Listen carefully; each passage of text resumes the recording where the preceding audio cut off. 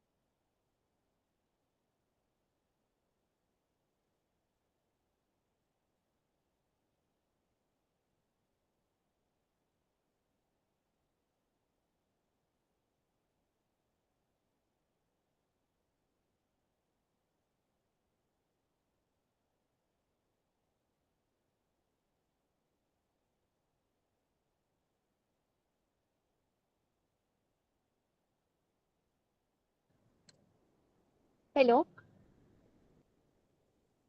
Hi. Okay, let's start today's yes. session. Okay. So I was asking if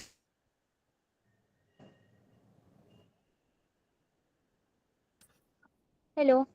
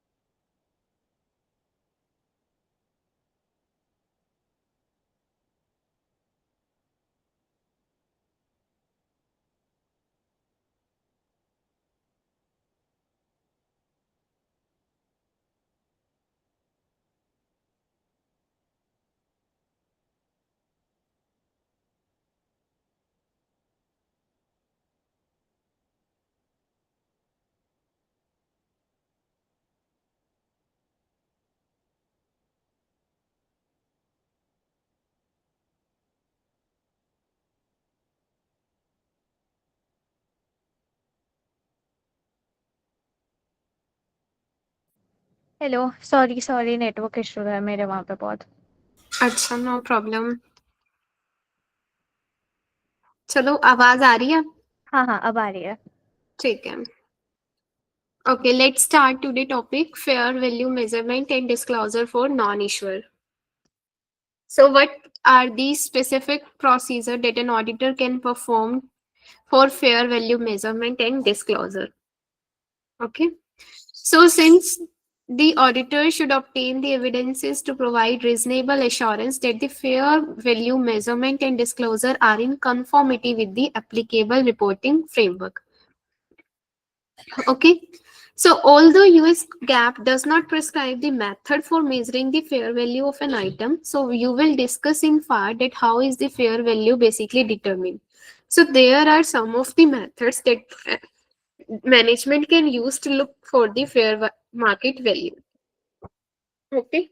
So they can determine the fair market value by looking some quoted price for the identical product in the active market, or they can look for some quoted price in for similar product in the active market, or they can look for identical product in inactive market. So it will depend upon management that how they are getting the fair market value. Okay. So what are the assumptions basically they are using in determining the fair market value?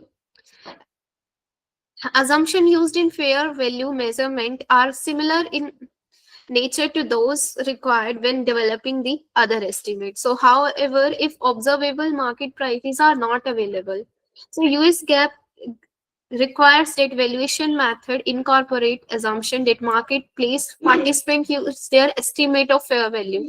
So, in case if your fair market value is not available, like for identical products, then in that case there the management will determine fair market value on by using some different method, by using some different estimates and assumptions. So management is basically responsible who determine these value measurement, and they have to disclose in their financial statement. So as an auditor, your main concern is to look whether these methods or measurement are appropriate or not. Or second thing, whether the management has disclosed these in their financial statement or not. Okay. So as an auditor, it's your duty to look the evidences regarding fair value measurement and disclosures. Okay.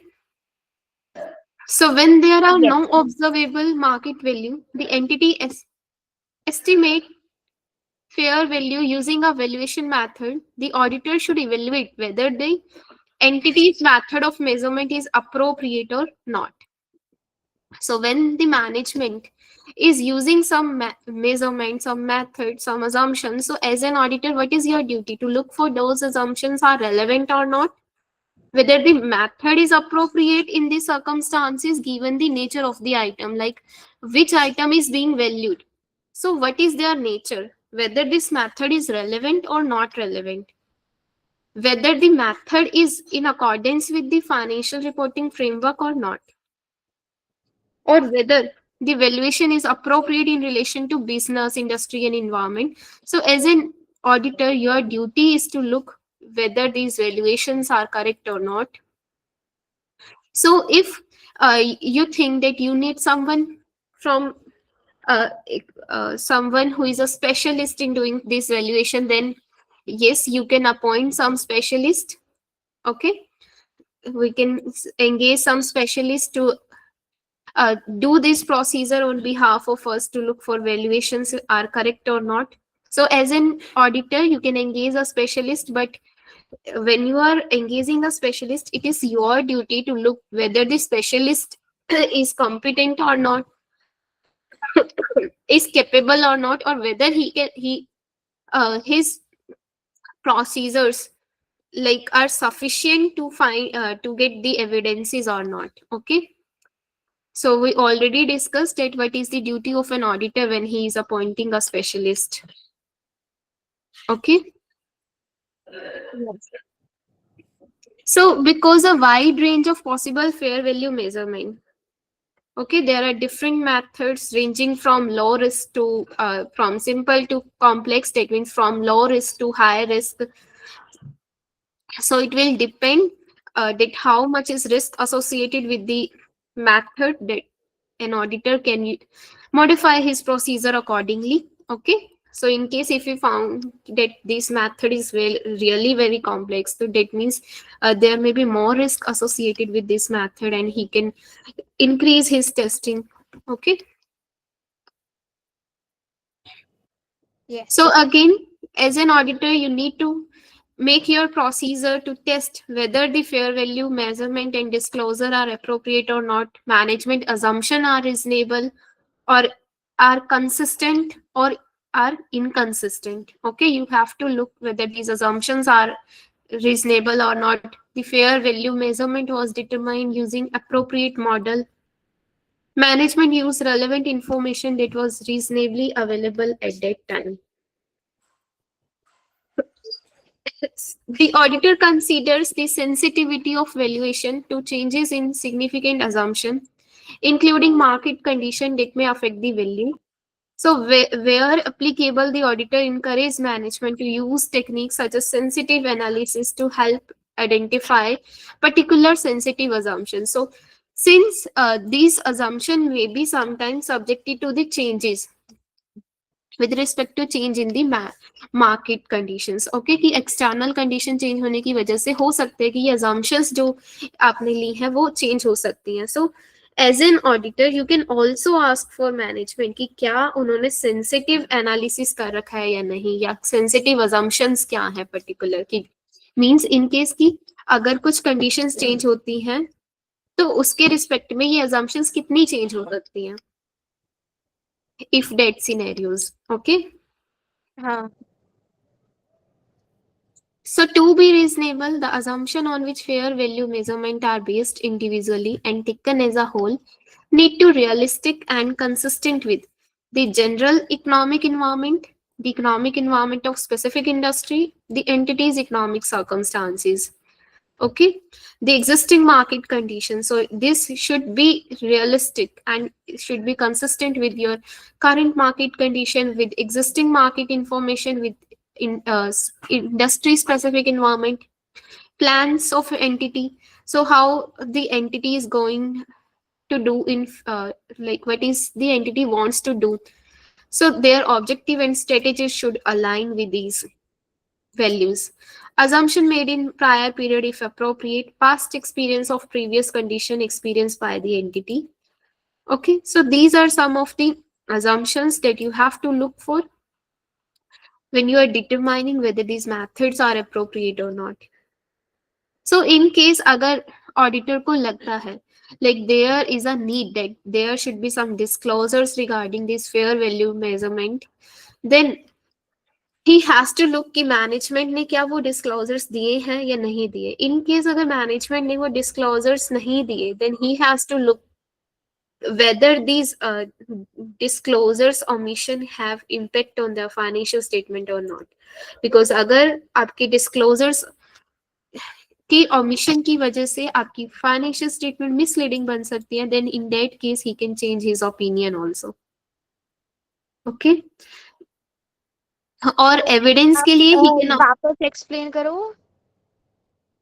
Okay, so because disclosures are also necessary, it is a part of financial reporting. हाँ.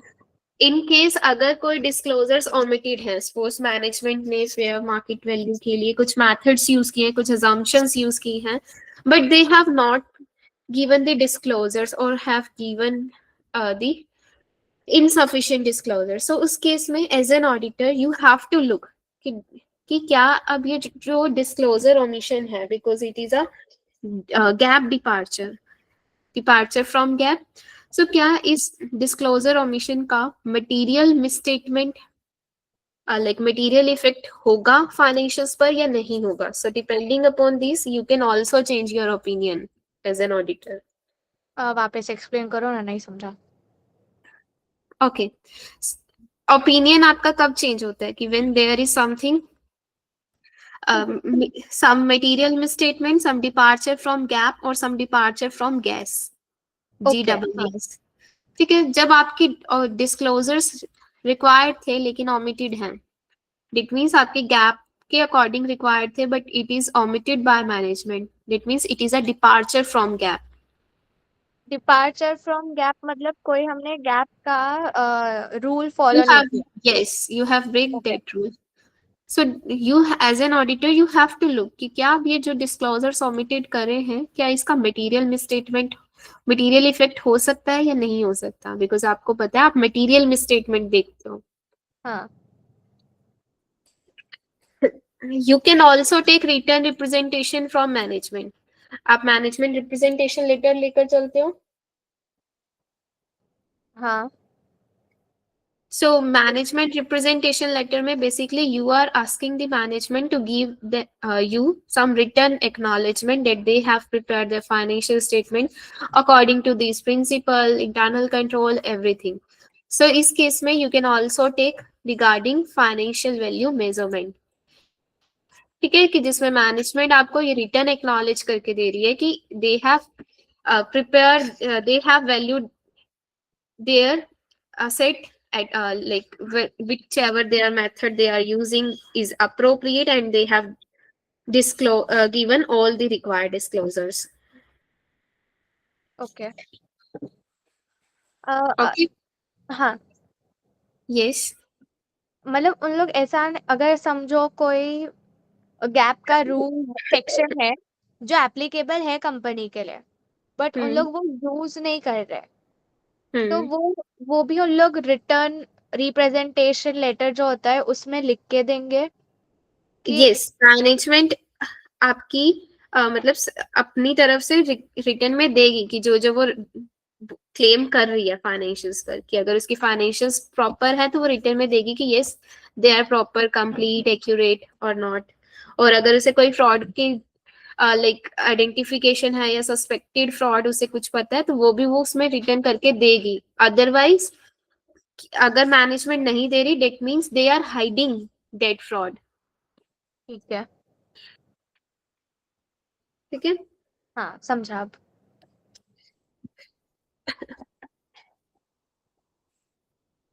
So depending upon nature, materiality and complexity of fair values, management representation about fair value measurement and disclosures include the representation. So what management basically disclose to you, that the measurement methods are appropriate, their related assumptions are consistent in applicable to the method. The completeness and adequacy of disclosures related to fair value, or whether subsequent event require adjustment to fair value measurement and disclosure included in the financial statement. So these are some of the representation that management is giving to you. That means it is claiming that their valuation is correct, their disclosures are complete and accurate, or any adjustment if it is required, they have already made it. Okay. Okay So as an auditor, अगर आप जब testing करते हो, if you think that TCWG are informed about the processes, then you can discuss with them. Okay, so आप TCWG से communicate कर सकते हो कोई significant issues आपको मिले, या अगर आपको लगता है कि कुछ TCWG को कुछ processes पता होने चाहिए, then you can also communicate with them. Okay, ये था आपका फेयर वैल्यू रिगार्डिंग टेस्टिंग. हाँ अब आते हैं आपके इन्वेस्टमेंट इन सिक्योरिटीज. तो जब आप इन्वेस्टमेंट कर रहे हो और जब आप इक्विटी मेथड पर्टिकुलर यूज कर रहे हो, तो उस केस में आप एज एन ऑडिटर आपकी क्या ड्यूटी थी, हम ये डिस्कस कर चुके हैं. सो जब आपकी एंटिटी, आपकी क्लाइंट की कहीं इन्वेस्टमेंट है किसी और एंटिटी में, and they are using equity method, or if they are consolidated entity, then auditor should obtain sufficient evidence in support of investors financial statement. क्योंकि अब आपकी, अगर आप इक्विटी मेथड यूज कर रहे हो या कंसोलिडेट कर रहे हो अपने फाइनेंशियल्स को, तो डेट मीन्स आपकी जो इन्वेस्टी कंपनी है उसकी फाइनेंशियल्स का आप पर इफेक्ट पड़ेगा. ठीक है, आप इक्विटी मेथड में उनकी परसेंटेज ऑफ इनकम लेकर चलते हो कि जितनी ऑनरशिप है उतनी percentage of income, expenses, depreciation, वो सारे आप अपनी फाइनेंशियल्स पर रिफ्लेक्ट करते हो. ठीक है, तो उस केस में as an auditor you have to gather some evidences regarding investors financial result, कि क्या उनकी फाइनेंशियल स्टेटमेंट ऑडिटेड है या नहीं है, रिलायबल है या नहीं है. Okay, so it can give you evidences कि क्या जो मैनेजमेंट ने यूज करे हैं मेथड, इक्विटी मेथड, तो उसके रिजल्ट अप्रोप्रिएट है या नहीं है. ये इक्विटी मेथड क्या होता है और ये कंसोलिडेटेड एंटिटीज मतलब? ओके, इक्विटी मेथड और कंसोलिडेटेड ये आपके फार के सारे टॉपिक्स हैं, ये फेयर वैल्यू भी। देखो, जब हमारी इन्वेस्टमेंट होती है किसी कंपनी में, तो हाँ अगर हमारी लेस देन 10-15% होती है तो हम उस केस में हाँ। फेयर वैल्यू यूज कर सकते हैं अपनी इन्वेस्टमेंट की वैल्यूएशन के लिए। ओके। लेकिन अगर हमारी ऑनरशिप इससे ज्यादा है हाँ तो उस केस में हम इक्विटी मेथड यूज कर सकते हैं। इक्विटी मेथड्स में क्या होता है कि हम कुछ परसेंटेज जो भी उनकी इन्वेस्टर्स की अर्निंग्स हैं वो हम अपनी फाइनेंशियल्स पे शो करके चलते हैं। ठीक है। और मतलब। कंसोलिडेटेड मत अब आपको ये इक्विटी मेथड पढ़ना पड़ेगा। ठीक है। इक्विटी मेथड में हम, जैसे आपकी मान लो कि 30% किसी दूसरी कंपनी में इन्वेस्टमेंट है, तो हाँ अब वो कंपनी के 100 डॉलर प्रॉफिट हुआ है, तो 30% मीन्स $30 अब आपकी फाइनेंशियल्स पर आप दिखाओगे। हाँ। ठीक है, ये होता है इक्विटी मेथड। ओके।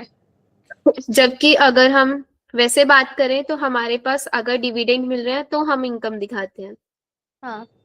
लेकिन इक्विटी मेथड में हम प्रॉफिट्स दिखाते हैं, ओके। अर्निंग्स जितनी हुई है। और ठीक है। कंसोलिडेटेड में क्या होता है कि जब आपकी मोर देन 80%, मोर देन 50% या मोर देन 80% अगर आपकी इन्वेस्टमेंट है तो उस केस में कंसोलिडेट हो जाती है एंटिटी, मींस मिलकर मिलकर इनकी फाइनेंशियल्स तैयार होती हैं कि ए बी सी तीनों की ट्रांजैक्शंस मिलाकर, मतलब तीनों की सेल्स मिलाकर टोटल सेल कितनी बनेगी, तो कंसोलिडेटेड एंटिटी बोलेंगे हम उसे। तो इस केस में क्या है, इक्विटी या उसके केस में कंसोलिडेशन के केस में, क्योंकि आपकी इन्वेस्टर्स के फाइनेंशियल रिजल्ट यूज हो रहे हैं, तो that means you have to gain some evidences regarding their financials. Okay. वो समझा, हाँ अब समझा। बट ये कंसोलिडेटेड एंटिटीज, भले ही मैंने इन्वेस्ट किया हो 50-80% कोई और कंपनी में, तो मैं उसका और मेरा फाइनेंशियल सिस्टम, अरे फाइनेंशियल स्टेटमेंट कंसोलिडेट क्यों करूंगी? ओके, सो इसके लिए आपको गैप पढ़ना पड़ेगा, क्या पढ़ना क्योंकि पड़ेगा? जब हमारे गैप अच्छा गैप। फार में आएगा आपका। देखो, जब ऑनरशिप ज्यादा हो जाए तो उस केस में कंसोलिडेटेड फाइनेंशियल्स प्रिपेयर करना जरूरी होती है, ओके। जिसमें इंटर कंपनी ट्रांजेक्शन्स एलिमिनेट होती हैं और उसके बाद कंसोलिडेटेड यानी कंबाइंड रिजल्ट निकलते हैं। ठीक है। क्योंकि उस केस में क्या हुआ, अगर आपने किसी के 80% शेयर एक्वायर कर लिए या हंड्रेड हाँ परसेंट एक्वायर कर लिए, तो उस केस में you will become parent entity और वो हाँ। आपकी सब्सिडरी बन जाएगी। ओके, आप समझा। ठीक है। हाँ हाँ। सो इन केस अगर आपको लग रहा है कि जो कैरिंग वैल्यू है आपकी इन्वेस्टमेंट की, वो इन्वेस्टर्स की फाइनेंशियल स्टेटमेंट से मैच नहीं कर रही, कि जब ऑडिटर वो टेस्टिंग करेगा और अगर उसे डिफरेंसेस दिख रहे हैं, then he has to gain some evidences कि what is the reason behind this differences. हो सकता है कि फाइनेंशियल्स पीरियड डिफरेंट होने की वजह से ये डिफरेंसेस हो सकता है कि वो कोई कैलेंडर ईयर यूज करते हो और you are using some other year. So you have to determine that what is the reason behind this difference. Okay, if you think that there may be some period difference, then you have to look for some subsequent event. कि मान लो कि अगर आपके client और investee company का financial year match नहीं कर रहा, डेट मीन्स अगर आपने मान लो जैन टू दिसंबर की टेस्टिंग कर दी है, लेकिन दूसरी कंपनी की अप्रैल तक चल रहा है वो ईयर, फाइनेंशियल ईयर, तो उस केस हाँ। में यू हैव टू लुक कि जो सब ये जो गैप है मंथ्स का, उसके अंदर कोई सब्सिक्वेंट इवेंट हुआ है तो उसके क्या इफेक्ट पड़ सकता है, कि मे बी उस इफेक्ट की वजह से आपका डिफरेंस आ रहा हो। ओके। ओके। अभी एक चीज, ये कंसोलिडेशन जो होता है, ठीक है, हम्म तो उसमें अगर दो कंपनी है मेरे पास, एक हम्म का ऑडिट जैन टू दिसंबर हो रहा है और एक का अप्रैल टू मार्च, तो फिर हम कंसोलिडेशन ऐसे अलग अलग पीरियड का ही करेंगे कि कैसे करेंगे? ओके, कंसोलिडेशन का देखो अलग ऑडिट होती है। उस केस में आपके वो ग्रुप ऑडिटर, वो सब याद है आपको? ग्रुप ऑडिटर आया था, हाँ रेफर हाँ टू हाँ। ऑडिटर आया था। हाँ वो डिफरेंट मैथड्स हैं कि जिसमें ऑडिटर डिसाइड करते हैं कि क्या वो ग्रुप ऑडिटर की ऑडिट यूज करेगा या खुद अपनी इंडिपेंडेंट ऑडिट करके चलेगा सबके लिए। हाँ। वो आपका टॉपिक सर कवर करवाएंगे, ग्रुप ऑडिटर वाला। ठीक है। ठीक है, हाँ बट उसके केस उसमें आएगी वो कंसोलिडेटेड एंटिटी की audit.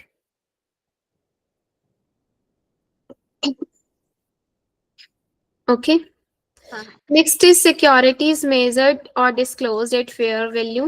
So if you have any securities, your client has any securities which they are disclosing or measuring at fair value. So you have to gain again evidences कि क्या वो measurement proper है या नहीं और disclosures adequate है या नहीं. So ये हम already discuss कर चुके हैं. अगर fair value is obtained from broker, dealer or third party sources based on valuation model, ठीक है, कि अगर उनका वैल्यूएशन मॉडल के according they are obtaining the fair market value from some third party sources, so you have to gain some evidences regarding the method they are using in developing the estimate, and any valuation model should be evaluated to support management assertion about the fair value. Okay, so ये fair value हम already वैसे discuss कर चुके हैं. हाँ। Next आते हैं change in value including impairment losses. So अब जो वैल्यूएशन हुआ है तो उस वैल्यूएशन में डिफरेंस भी आ सकता है. वो क्यों होता है?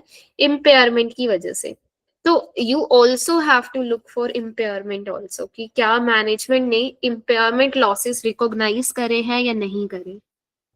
ठीक है, इम्पेयरमेंट लॉसेस का क्या मतलब है कि जब आपकी किसी असेट की वैल्यू डिक्रीज हो जाती है ड्यू टू sudden decrease हो जाती है due to some changes in the external environment, some changes in market conditions, some changes in demand. So gap method के according you have to recognize your decrease in the value of your asset and recognize it as impairment losses. So as an auditor you have to look whether the management has recognized the impairment losses or not, or whether they have made their adjustment in the financial statement or not. Okay, हाँ। so you should obtain, as an auditor you should obtain sufficient appropriate evidences about the amount of unrealized appreciation or depreciation in fair value of a derivative that is recognized or disclosed because of the ineffectiveness of hedge, including whether the requirement of applicable financial reporting are complied with.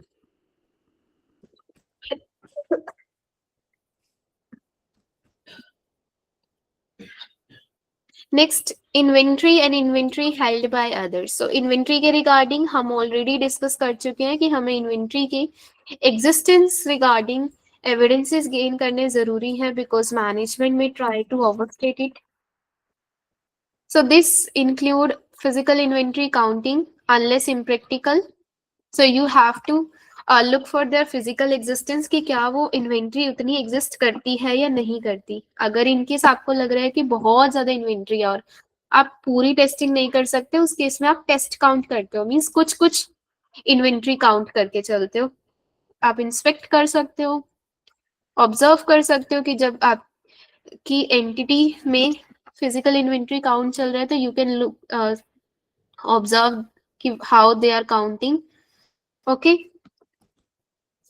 और अगर आपको लग रहा है कि inventory किसी third party के पास है या लाइक कोई वेयर हाउसेस आपकी एंटिटी से दूर है, तो you can also take some external confirmation. Okay,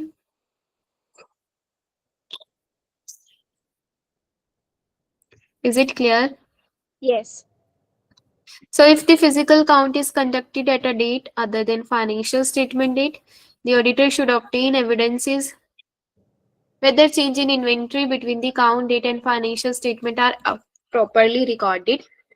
So as I told you कि अगर physical count आपका पहले हो चुका है, सपोज दिसंबर 15 पे आपने काउंट कर दिया था, लेकिन अब हाँ बैलेंस शीट डेट पर इन्वेंट्री प्रॉपर है या नहीं है उसके लिए क्या करोगे, तो जो इन बिटवीन अगर इवेंट्स हुए हैं यू हैव टू लुक कि क्या वो इवेंट प्रॉपरली रिकॉग्नाइज्ड है या नहीं है. ठीक है. So if the auditor unable to attend physical count due to unforeseen circumstances, an observation of a count at an alternative date is acceptable with procedure performed on intervening transactions. Okay. So अगर आप किसी particular उस पे attend नहीं कर पाए तो you can do some count on alternative date also. Okay. ठीक है.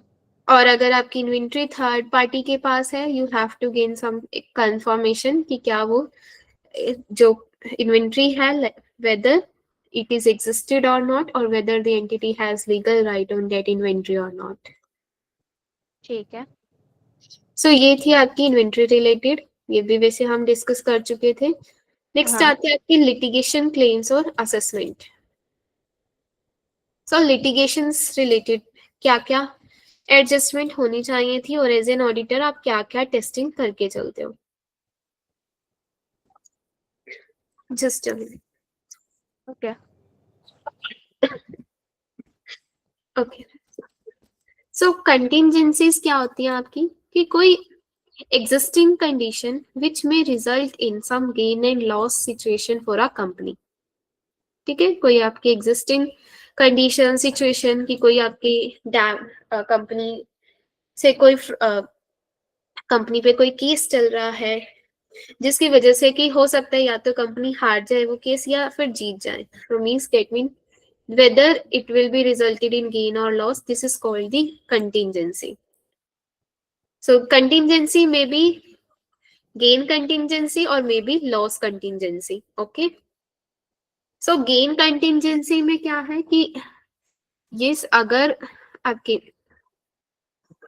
उसमें सिर्फ डिस्क्लोज करने की जरूरत होती है, रिकॉग्नाइज करने की जरूरत नहीं होती गेन की जब तक आपको वो रिसीव नहीं हुआ. लेकिन लॉस कंटिजेंसी में क्या होता है कि अगर आपके चांसेस प्रोबेबल हैं, मींस हाई चांसेस है कि आपको लॉस होगा, तो मैनेजमेंट को एक प्रॉपर अलाउंस बना के चलना होता है, एक प्रॉपर लायबिलिटी क्रिएट करके चलनी होती है कि इस लॉस कंटिजेंसी के लिए. और अगर वो रीजनेबल पॉसिबल है तो उस केस में डिस्क्लोजर देकर चलना होता है. प्रोबेबल के केस में अक्रूड भी, डिस्क्लोज भी, और रीजनेबली पॉसिबल के केस में डिस्क्लोजर देके चलना होता है. मतलब दोनों केस में डिस्क्लोजर तो देना ही है ना कि हाँ. बस चांस. रिमोट चांसेस अगर बहुत कम चांसेस हैं कि like it will result in some loss, कि very very minimal chances are there, then there is no need to disclose or accrued.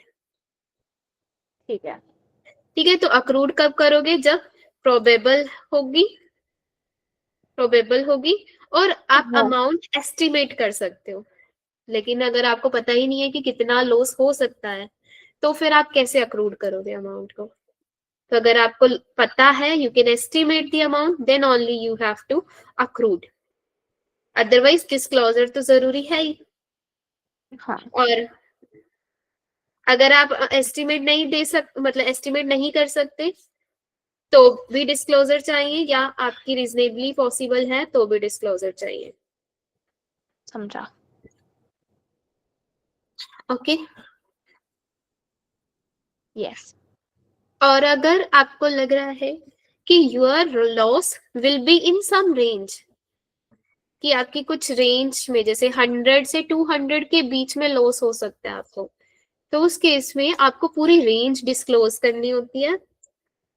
और जो बेस्ट एस्टिमेट होगा, कि मतलब जो मोस्ट लाइकली अमाउंट होगा इस रेंज का, आपको वो अक्रूड करना होता है.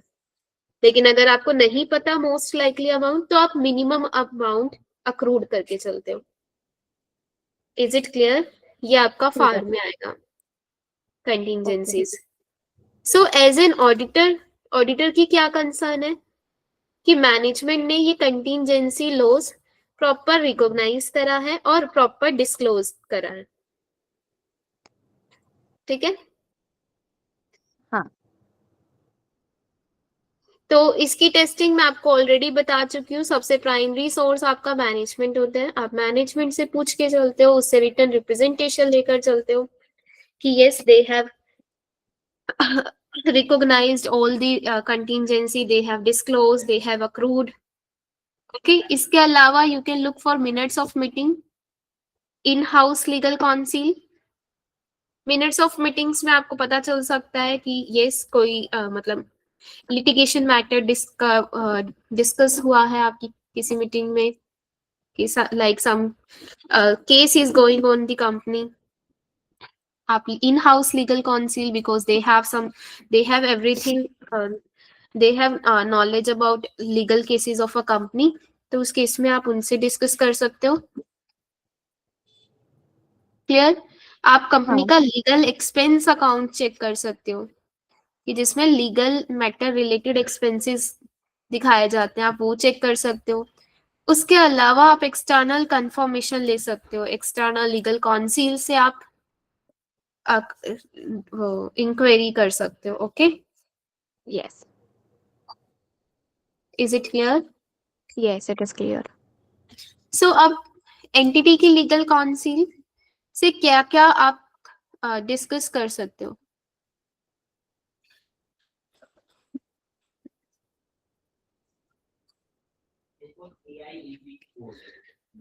In addition to normal procedures of inquiry, examining documents and other procedure, a letter of inquiry may be addressed with the client permission to a client lawyer as a means of obtaining corroborating evidence of litigation. So if you want to communicate with the external legal counsel, then you have to take first permission from your client.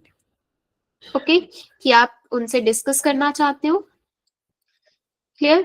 Such direct communication with external legal counsel is necessary when there is a risk of material misstatement that relate to actual or potential litigation claim and assessment. If there is no external legal counsel, direct communication with in-house legal counsel may be performed. Okay? So external तो obvious सी बात है आपका ज्यादा reliable होगा, लेकिन external नहीं है तो फिर आप in-house legal counsel से भी discuss कर सकते हो। उसके Okay. लिए you have to send them a letter of inquiry. However, for audits of both issuer and non-issuer, inquiry need not to be concerning matter that are not considered material, provided the client and auditor have reached an understanding on the limit of materiality. Okay, so you have to look कि कौन से amount आपके कौन से matter आपको material दिख रहे हैं, तो उसके regarding you can communicate with them. Okay. Yes. So direct communication is necessary. You should obtain evidence about litigation claim, assessment, and unasserted claim that counsel is aware of, together with an assessment of outcome. तो you have to communicate with them कि क्या क्या मतलब company regarding litigation claims या assessment उन्हें पता है और उसके क्या क्या आउटकम्स हैं, बिकॉज डिपेंडिंग द आउटकम आपको पता है कि क्या कौन सा अक्रूड होना चाहिए था, कौन सा डिस्क्लोज होना चाहिए था। ओके, हाँ सो द लॉयर में बी आस्क्ड टू इंडिकेट कि बेसिकली वो मैटर का डिस्क्रिप्शन क्या है, इवेल्युएशन कि क्या उसका आउटकम हो सकता है और क्या एस्टिमेट रेंज लॉस की हो सकती है, कि कंपनी पर क्या क्या लिटिगेशन चल रहा है, बेसिकली वो किस चीज से रिलेटेड है, उसका क्या आउटकम हो सकता है और उस आउटकम के लाइक लॉस होने की कितने अमाउंट का लॉस हो सकता है और कितना चांसेस हैं उसके। ठीक है। Okay, so if you think that कि कुछ आप जब कंफर्मेशन लेते हो, इफ यू थिंक दैट कि कुछ आपके ओमिटेड हैं, कुछ मैटर्स, कुछ लिटिगेशंस या कुछ का डिस्क्लोजर्स देना चाहिए था जो मैनेजमेंट ने नहीं दिया, that means it is a departure from gap. हाँ Okay, so if the auditor become aware that entity has changed legal counsel or that legal counsel has resigned, और इन केस अगर कंपनी ने कुछ रिसेंट में अपनी लीगल काउंसिल चेंज की है या आपकी एग्जिस्टिंग लीगल काउंसिल ने रिसाइन कर दिया और नई कोई लीगल काउंसिल बनी हुई है, तो इस केस में you have to look for their reason कि क्या रीजन हो सकता है वो चेंज होने का। या फिर मैनेजमेंट अगर आपको कम्युनिकेट नहीं करने दे रही, तब आप क्या करोगे? सो अगर मैनेजमेंट आपको एक्सटर्नल लीगल काउंसिल से कम्युनिकेट नहीं करने दे रही, that means he it is imposing some limitations on you. So you have to look first कि क्या उसका रीजन है। सेकेंड थिंग कि क्या आप अल्टरनेटिव प्रोसीजर परफॉर्म कर सकते हो। अगर आपको लग रहा है कि वो रीजन अप्रोप्रिएट नहीं है और आपकी अल्टरनेट प्रोसीजर उतने इफेक्टिव नहीं है, तो you can also give the disclaimer in this case. Okay, ठीक है। कि हाँ। आपकी स्कोप लिमिटेशन है, तो you can give the disclaimer कि आपको इसके रिगार्डिंग कोई एविडेंसेस नहीं मिले हैं। ओके, हाँ। So specific special audit procedure, as I told you, आप मैनेजमेंट से मैनेजमेंट की पॉलिसीज इवेल्युएट कर सकते हो। प्राइमरी सोर्स आपका मैनेजमेंट रहेगा, आप उनसे जो भी लिटिगेशंस है उसकी लिस्ट मांग सकते हो, रिप्रेजेंटेशन लेटर ले सकते हो, you can examine their documents, in house legal counsel, external legal counsel से कम्युनिकेट कर सकते हो, मिनट्स ऑफ मीटिंग चेक कर सकते हो, लीगल एक्सपेंस अकाउंट चेक कर सकते हो। Is it clear? यस। सो ये सारा आपका लिटिगेशन रिगार्डिंग है। एक बार गो थ्रू कर लो, कोई डाउट हो तो बता दो।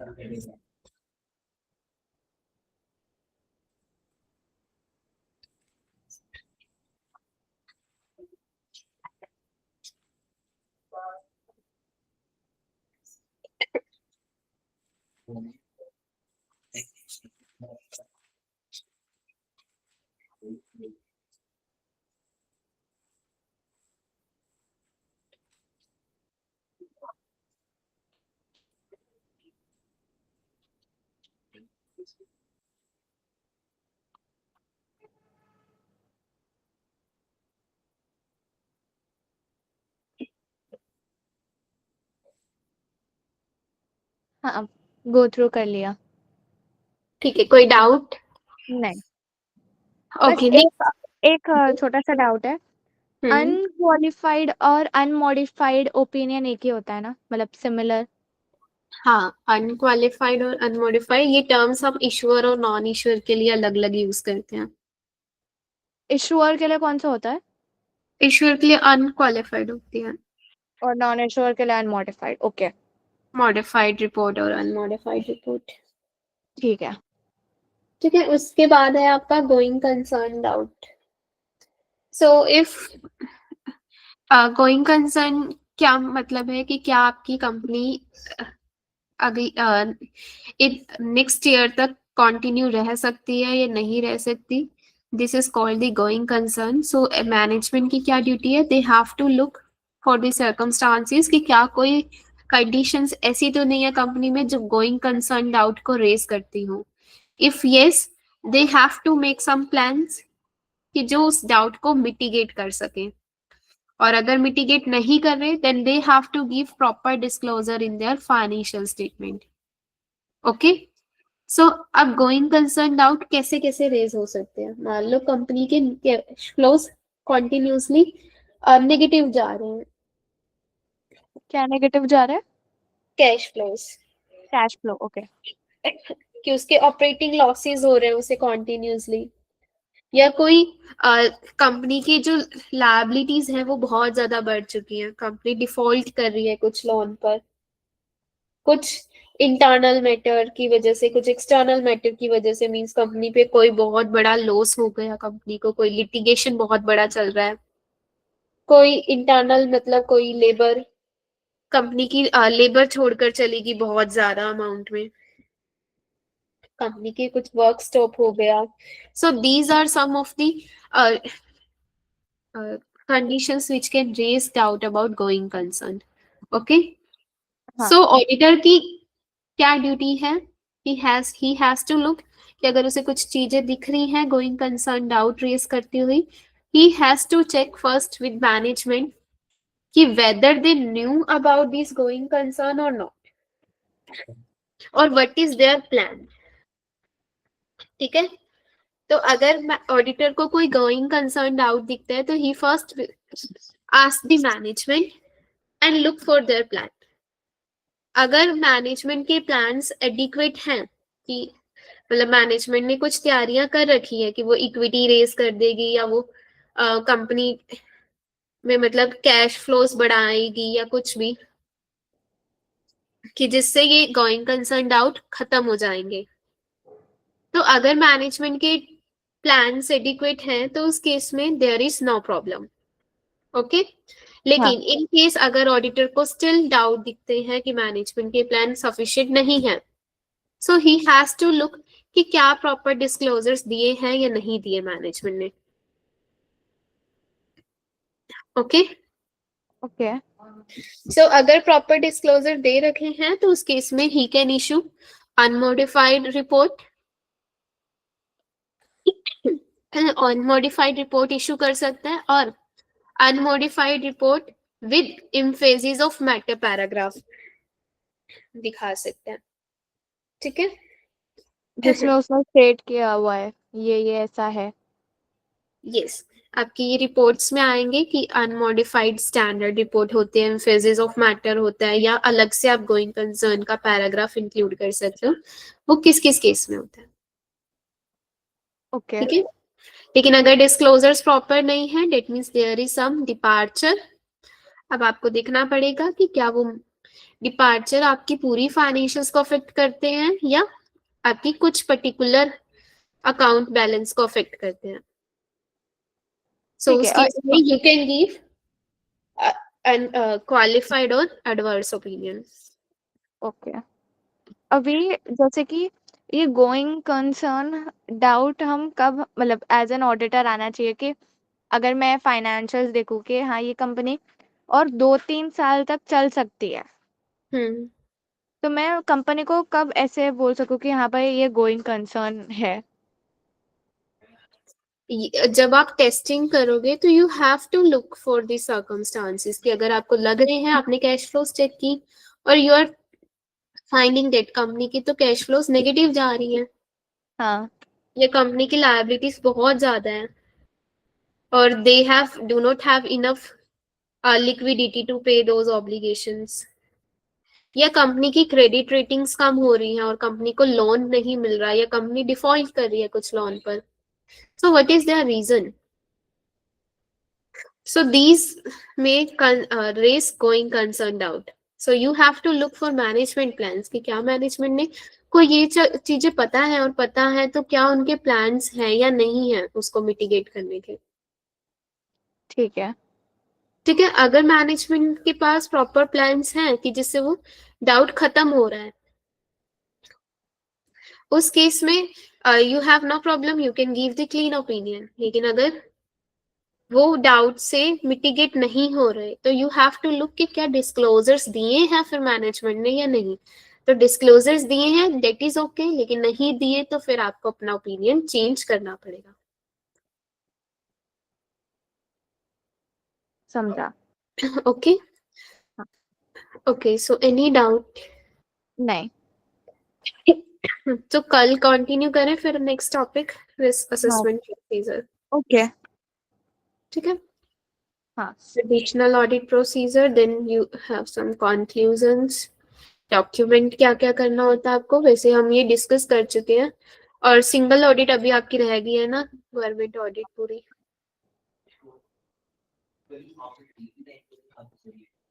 ठीक है. चलो, अगर कोई डाउट है यहाँ तक तो बता दो, otherwise we will discuss next topic tomorrow. No doubt.